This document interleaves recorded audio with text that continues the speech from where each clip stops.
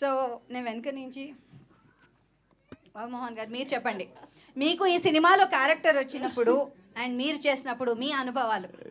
ఏం చేసామో మాకు తెలియదు, నిజమే చెప్తున్నాను. ఎందుకంటే చెప్పేది చేసేది అంతవరకే తప్ప ఇక బాలన్నతో ఉంటే మాకు షూటింగ్ చేసినట్టు ఉండదు, ఆడుకోవటానికి వచ్చినట్టే ఉండేది. అంటే చాలా అన్నయ్య అదొకటే మీరు రివీల్ చేశారు, మిగతా రివీల్ చేయలే. ఆ సినిమాలో బాలన్న నేను ఒకటే గెస్ట్ హౌస్లో ఉండేది. ఇక ఆ గోల గురించి చెప్తే ఇప్పుడు ఇదంతా మర్చిపోతారు మీరు, కనుక ఇప్పుడు చెప్పను, చెప్పాల్సి వచ్చినప్పుడు చెప్తాను.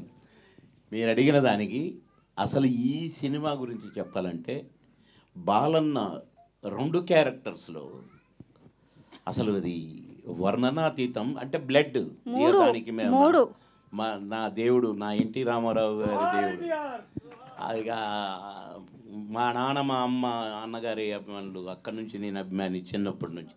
ఆ బ్లడ్ ఈ బ్లడ్ అమ్మో. ఆ ఫైట్స్ చేసేటప్పుడు కన్నా మీరు చూస్తే, ఆ గుర్రాలు నడిపేటప్పుడు మీరు చూస్తే అసలు చాలా చిత్ర విచిత్రాలు అనుకోండి అవన్నీ.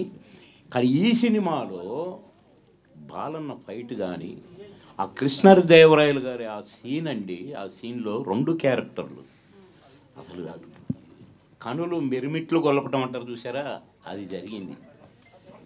కానీ ఈ సినిమా తీయడానికి ముఖ్యంగా అసలు ఇక్కడున్నాడు కృష్ణప్రసాద్ గారు. ఆ కృష్ణాని ఎందుకు పెట్టారో కానీ ఈ శ్రీకృష్ణలాగా అసలు ధైర్యానికి మెచ్చుకోవాలి ఫస్ట్. ఆదిత్య 369 ఏముంది అనే అనిపిస్తుంది. కానీ పుస్తకం తెరిస్తే సంగీతం శ్రీనివాసరావు గారు వారు సృష్టించిన ఆ సృష్టి ఇక్కడ కనపడుతుంది. ఆయన ఎప్పుడు ఆయన ఏదన్నా అనుకుంటే దాన్ని నెమరు వేసుకుంటూ అసలు ఈ సినిమా గురించి 1 కాదు 2 కాదండి. ఎందుకంటే నేను నటించిన కాబట్టి, అందులో చూసిన కాబట్టి, ఎలా తీశారో చూసిన కాబట్టి, బాలన్న నటన చూసిన కాబట్టి అసలు వండర్ఫుల్. అసలు మళ్ళీ కాదు, మళ్ళీ ఇప్పుడు బాబీ చెప్పాడు కదా నా చిన్నప్పుడని. ఇప్పుడు వాళ్ళ పిల్లలు కూడా మళ్ళీ పిల్లల్ని కానీ అప్పుడు కూడా ఈ ఆదిత్య 369ని కొత్త సినిమాగా చూస్తారు, అది మాత్రం గ్యారంటీ. సేమ్ అదే పాలబుగ్గలు మా బాలన్న, అదే మీసం అలాగే కనపడతారు.